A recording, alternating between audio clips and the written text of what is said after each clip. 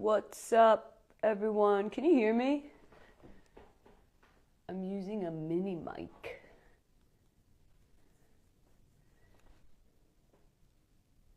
Is there a chat? Oh, there it is. What's up, everyone? What's up? What's up? This is the debrief after dark, which could get a little saucy.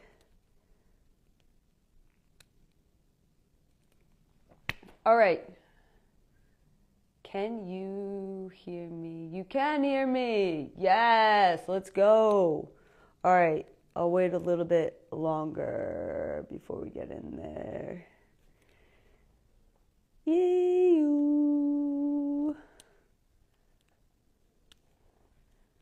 All right. Should we get started? What do you think? What do you think my hottest take is going to be?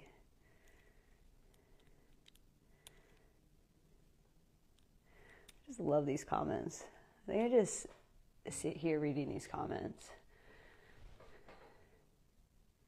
The party was cool. CP23 era's party. All right, let's do it. All right. Welcome to the debrief. I am your host, Soccer Junky. I am here to give all the unfiltered, raw thoughts, takes, feelings on these games. But basically, we had an incredible quarterfinal of the NWSL playoffs. 3 out of the 4 games went into extra time. Wasn't that great for our weekend plans, but that's okay. We love football. 1 went into PKs. 3 out of the 4 home teams won. And we saw the biggest, I think the biggest upset in NWSL playoff history. Let's debrief. This is the quarterfinals.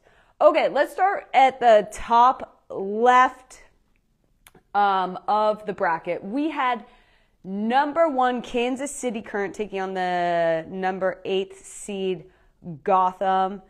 You know, many predicted it, which is a little strange. I mean, myself included. You can go back to the debrief. Myself included, which is a little strange, right? Number 1 versus number 8, the best team by a mile in terms of points. In the regular season. Shield winners felt like halfway through the season. But for some reason, people got the sense as soon as we saw Gotham as that matchup, and we didn't know until decision day, that there was something about this matchup in particular that wasn't going to bode well for Kansas City. But I think we all felt like Kansas City at home could kind of get them through anything, but that wasn't the case. Also, Gotham was the better team. Like hands down, Gotham was the better team. And I know that, Kansas City concedes tons of possession, so it's really hard to sometimes know, how good they actually are. But without Chwenga, this was kind of a lost team. On the flip side, we had Emily Sonnet, and I've said this now 1,000 times since. I said 1,000 times watching the game. Emily Sonnet on both sides of the ball as a leader was absolutely incredible. Go back to the first goal, the Jaden Shaw goal. Everyone will say the pass into Jaden Shaw. No, go even further back than that. Right before that play, Emily Sonnet counter press so far into Kansas City's half in a place where most center backs very rarely go. She timed it perfectly. She read the triggers. And what people don't realize is if she doesn't counter press in this way with this much confidence, that ball ends up in Gotham's half. The goal never happens. The Jaden Shaw magic never happens. And people want to be focus on the specific moment that led to the goal or the assist or whatever it is. But you have to go further back. And Sonnet had been doing this all game, which was helping Gotham create attack. And if you if you want to appreciate the nuance of the players that don't necessarily get the like, oh, this player won the game, Emily Sonnet was the core factor for Gotham in winning that game. Let's talk about Jaden Shaw. Holy smokes. How did Gotham get a player that was seemingly not even in the picture, not even the conversation, the national team, not even the conversation of NWSL, comes to Gotham, all of a sudden is reborn straight back into the player that we've seen Jaden Shaw to be. And her first goal, the roll to taking contact first, the roll to the finish. This is top class, people. This is cold AF, and it was cold AF in Kansas City. This is top class. And then we go into the second goal, the deft touch to Katie Stengel. Katie clutch Stengel freaking rifles it into the net. And folks, Katie Stengel, this is no accident. For anybody that's played with Katie Stengel or been around her, Katie Stengel is a phenomenal finisher. Like, I would put her up there with top finishers in the world. And no, of course, like, she doesn't have, you know, the resume that's included in that. But this is a player that Gotham is getting every single bit of worth out of in the moments that matter the most. And it is no accident that Katie Stengel scored that banger 2 years ago in the playoffs. And it is certainly no accident that she's scored again. Katie clutch Stengel. Let's go. All right. Kansas City midfield. I don't know how any special player would ever join Kansas City as a midfielder when you don't even play through your midfield. You concede possession. Even against the worst teams in the league, you concede possession. I don't know. If I'm a midfielder, I don't enjoy it.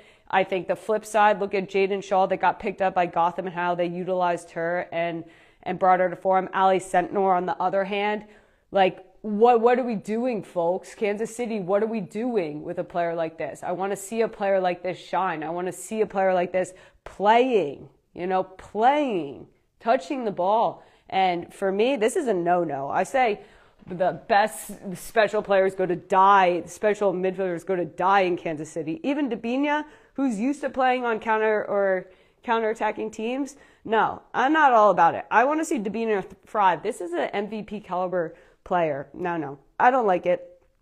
Anyways, and also taking Debrief off in the 85th minute is a choice.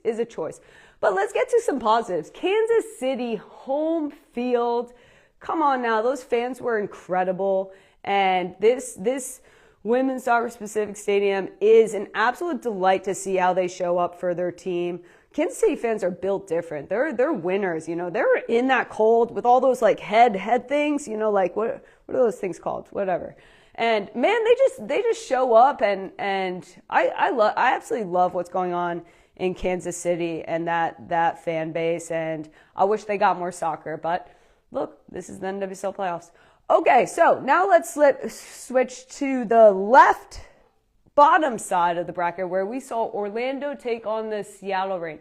Now, this was totally a tale of two halves. First half, Orlando completely playing like Orlando, controlled the chemistry, the patience, like just Orlando being Orlando, right? And then even their goal, the McCutcheon goal. Come on now, like that type of team goal, you don't see goals like this in the NWSL. Goals that look easy, like tapping goals, team goals, whatever you want to call it.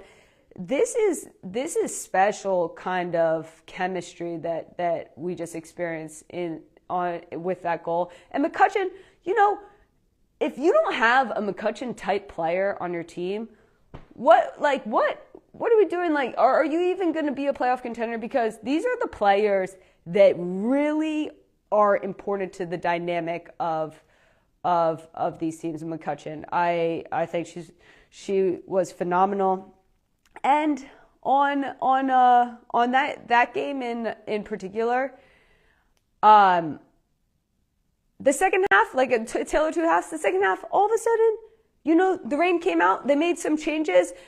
like Orlando's backs are against the wall, but Orlando didn't flinch. They're getting like freaking punched in the face in the second half and they're not flinching. And I'm just like, this is a seasoned team. Like to be not on top in that second half and to be able to, this to me shows so much defensive solidarity from the Orlando Pride. And I learned more about them in a team when they weren't playing well than when they were. And it was absolutely phenomenal. And the Reign, you know what I would say to the Reign is not like I think the Reign was going to, necessarily win this game or go far in the playoffs. But the thing that I would say is if the Reign started with the team that they finished with, I think that game looks a lot different. And that's kind of like those decisions, right, that you kick yourself over. And but for me, this game was summed up by the Marta moment. We talked about magic in the last debrief. The Marta magic, where the last play of the game, she takes the ball all the way up the pitch by herself, draws the PK, and then hands the ball to her teammate Luana, who's battled cancer. I was all up in my feels. I was crying. I was so emotional, and like, this is sports. This is sports for me, and this Orlando team is making me feel things. And yeah, I didn't even know I liked the color purple, but all of a sudden I'm looking at their jerseys and I'm thinking, man, I kind of like those jerseys.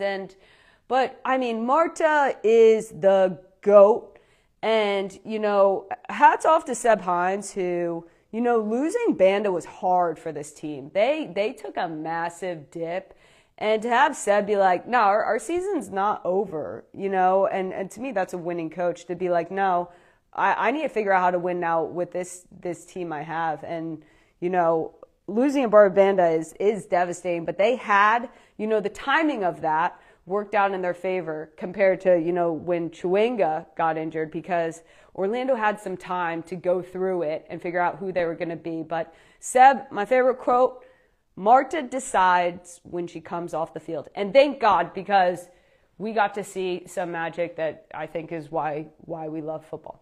Okay, let's head over to the right side of the bracket, the right top side of the bracket. We had Spirit versus Racing. Holy guacamole, I am so impressed by this Racing team, particularly in the second half of the season. Bev Yanez absolutely has my vote for Coach of the Year. It's really cool to see one of my peers in this league figuring it out as a young coach. And, this is her second season as a head coach at Racing. And what I'll say is it's really cool to have these markets in a Racing Louisville where you got to be creative, right? You have a market that up until this point hadn't made the playoffs, is a hard place to recruit to. And here comes Bev Yanez, who is figuring herself as a coach, was just an absolutely loved player. And you know what? I think she's starting to figure it out. I think she's figuring out who she wants to be, the type of players she wants on her pitch. And this Racing team absolutely had an identity, and it was really cool to see them come together. Even when they went down 1-0, there was a feeling like they were always going to come back. And, I think that is incredible. And what I love the most is at the end of the day, you have the players you have and you go out and try to figure out how to win a soccer game. And Bev absolutely did that. And I'm excited for the future of Racing, actually. And I'm excited for the future of Bev as a coach, because, a coach that knows who they are and a coach that figures out how to win, that's exciting. And that's exciting for, it coming from our peers, but also, these are the ones we root for. So anyways, I think Spirit has the most exciting attack in the NWSL, and that's saying a lot. I think even without Trinity Rodman. I know. But between Croy, Lacey Santos, Monday, Kouassi, Cantore, I mean, we're talking about a really fun, really creative attack. And thinking about then putting in a Trinity into that. Like, I don't know when we're going to see her, or if, when, but I'm absolutely loving this attack even without Trinity. But on the opposite side, and I know this is going to be controversial, so strap in. I really think the Washington defense is a liability. And, I think it's not even, what? I like them as these characters, right? But I actually don't like them as just in terms of their defensive ability. And I actually think they're better on the ball than they are off the ball. But I think if I was to point out the biggest flaw and weakness of the Washington Spirit, it's certainly in their defense.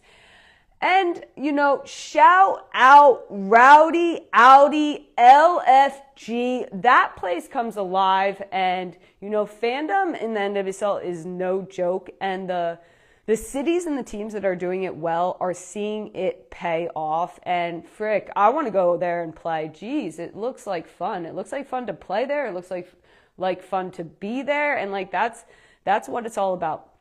All right, now let's go to the right side bottom, which we had the Thorns taking on the San Diego Wave. This was always going to be a bit of a toss-up. But it's interesting, and I've always struggled with announcers. I don't know if other folks are with me or whatever. It's usually just two people that get to tell you what to think about the game, and if you don't know much about the game, you just kind of take what they say for truth. The whole time they were talking about the Thorns playing so well. And the whole time I'm just thinking, am I even watching the right game here? I had never been so disconnected from the things that were being said. And then I started wondering, maybe I haven't watched enough Thorns game. Maybe they, compared to how they've been playing, this is really good. So I was just kind of confused. And everybody has enjoyed watching San Diego Wave play this season, and the San Diego Wave was fantastic, but their demise was in their final third. They were so precious about way too precious about their attack in the final third, and I just felt like let's get to the point, folks. Put the ball in the back of the net, and that really was frustrating to me from that perspective, but.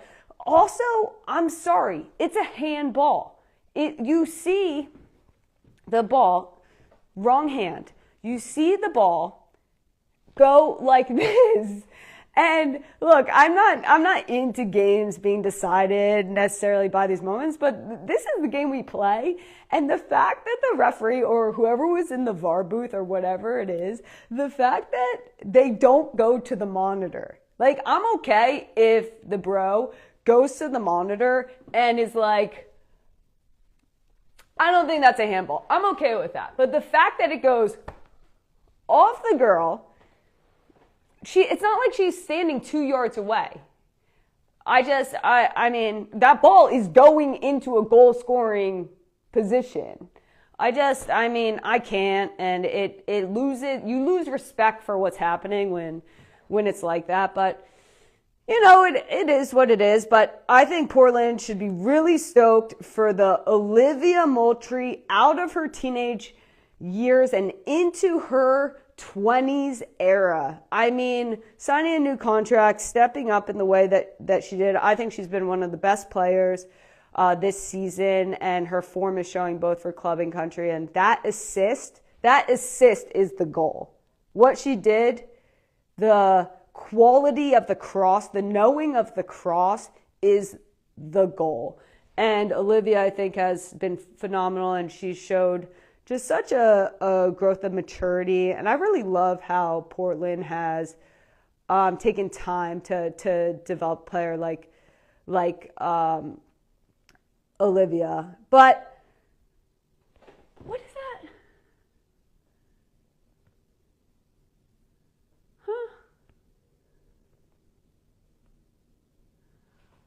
Oh, that reminds me.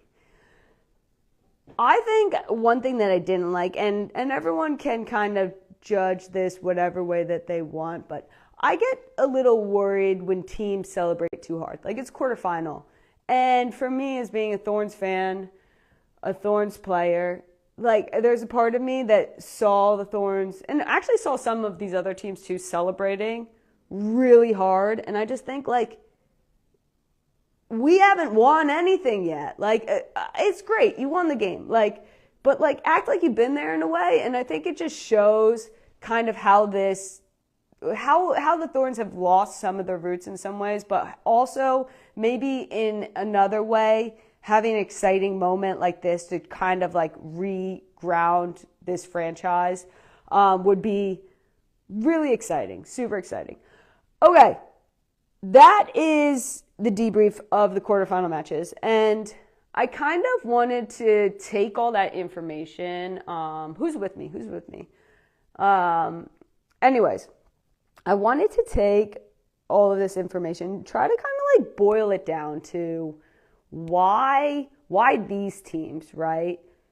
Why these four teams left. And there's three things that I think. One, I hope everyone's listening. Is everybody like one? One, the importance of the summer transfer window. When I look at three teams that kind of picked up really crucial pieces of the puzzle, I see Ovalle on Orlando. Fantastic pickup. I see Jaden Shaw on Gotham. I mean, you can't argue with that one. And I see Cantori on Washington Spirit. And the reason why I really say Cantori is because we don't know Trinity's going to go down, right? Like, I think if Trinity goes down and you don't have a Cantori, I think this Washington team looks a lot different. You have a lot more questions. All right, so that's number one. Okay. Number two.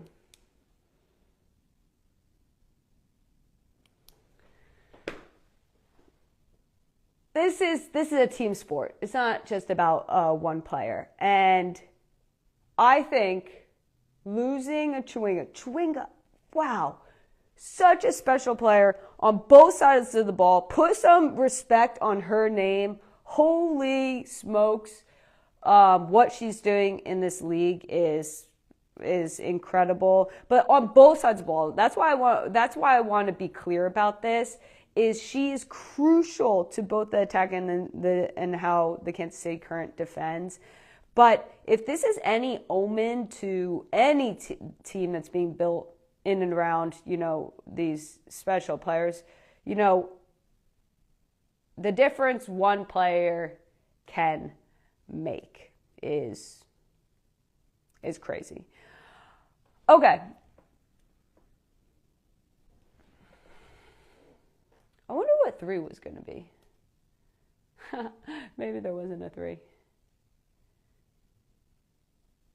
Well, okay, so now we'll get into some call-outs. You guys can maybe just like throw to the crowd what should be number 3.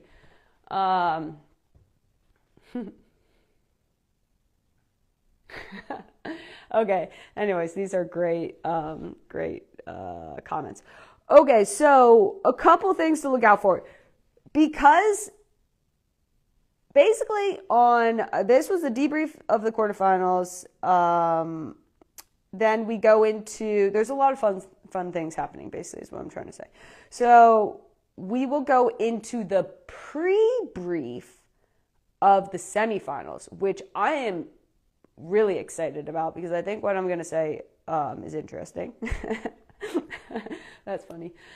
And then we have Watch with the Pros for the second semifinal. Kristen, myself, and our friends, people that have played in this league, people that have won in this league, people that have played the teams that are going to be in the semifinal, are going to be watching the game together. It's going to be shenanigans, but I think it will be a lot of fun. So if you're not in membership already, go to membership and sign up. And there's lots of good stuff going on there. Am I forgetting anything? Was this helpful? Was this fun? Should we do it again? Maybe, maybe not. Anyways, thanks for letting me debrief with you all, and I'm excited for the semifinals. So see you all on Thursday.